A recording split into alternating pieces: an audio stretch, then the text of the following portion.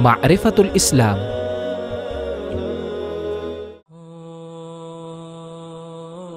Assalamualaikum warahmatullahi wabarakatuh. Sahabat Ma'rifatul Islam, Jumat adalah hari yang utama bagi umat Islam. Hari Jumat juga merupakan satu-satunya hari yang diabadikan menjadi nama surat di dalam Al-Quran. Allah Subhanahu wa Ta'ala pun menjadikannya sebagai hari raya dan mensyariatkan sholat Jumat di hari tersebut. Bagi kaum Adam tentu sudah menjadi hal yang lumrah untuk melaksanakan sholat Jumat setiap pekannya. Namun, sudahkah kita mengetahui adab-adab ketika mendengar khutbah Jumat? Sahabat Ma'rifatul Islam, saat khutbah Jumat sedang berlangsung, seorang muslim dilarang menyibukkan diri dengan hal-hal yang bisa memalingkan konsentrasinya dari menyimak khutbah. Sebagaimana disebutkan dalam sabda Rasulullah SAW, jika kamu berkata kepada temanmu diamlah, sementara imam sedang berkhutbah di hari Jumat, sungguh ia telah berbuat sia-sia. Muttafaqun alaih.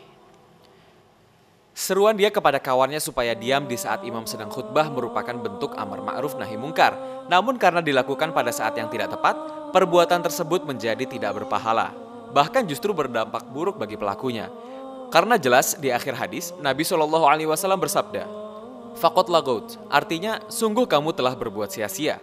Terlebih pembicaraan yang hukum asalnya mubah, tentu lebih terlarang lagi. Maksud sabda Nabi SAW, Faqad lagout, artinya sungguh ia telah berbuat sia-sia.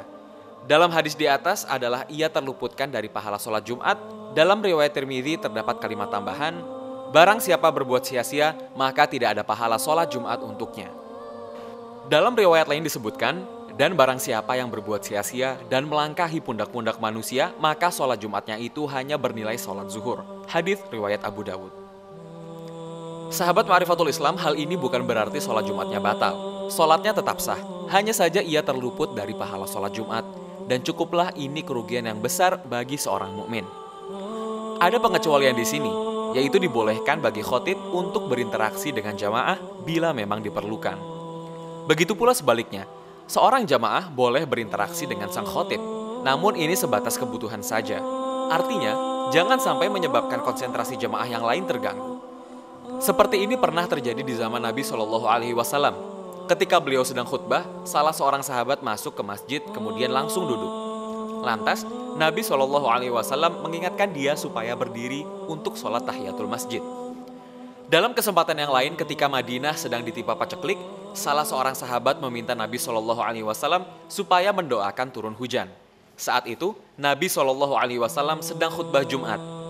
Lalu Rasulullah SAW mengangkat kedua tangan beliau sejajar dengan wajah beliau sembari berdoa. Allahumma sqina, ya Allah turunkan hujan kepada kami.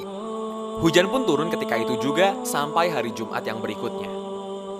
Diperbolehkan pula bagi makmum untuk melakukan hal-hal yang ada kaitannya dengan khutbah, seperti mengamini doa khotib dan bersolawat kepada Nabi SAW. Adapun hal-hal yang tidak ada kaitannya dengan khutbah, seperti mencatat faedah-faedah khutbah, menjawab salam, mentashmid orang yang bersin, yaitu mengucapkan yarhamukallah saat saudaranya mengucapkan alhamdulillah ketika bersin, dan lain-lain, maka tidak diperbolehkan. Ada hadis lain yang menjelaskan tentang adab ketika khotib sedang khutbah Jumat. Berikut ini hadisnya. Barang siapa yang berwudu lalu memperbagus wudunya, kemudian dia mendatangi sholat Jumat, dia mendengarkan khutbah dan diam, maka akan diampuni dosa-dosanya antara Jumat ini dengan Jumat yang akan datang, ditambah 3 hari. Dan barang siapa yang bermain kerikil, sungguh ia telah berbuat sia-sia.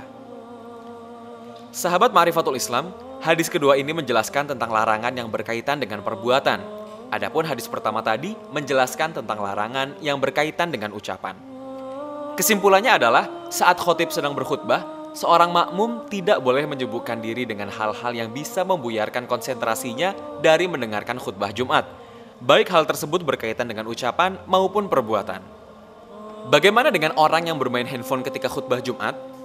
Jawabannya adalah bermain handphone di saat khotib sedang berkhutbah juga tidak boleh. Hukumnya sama dengan orang yang bermain kerikil yang disinggung dalam hadis tadi.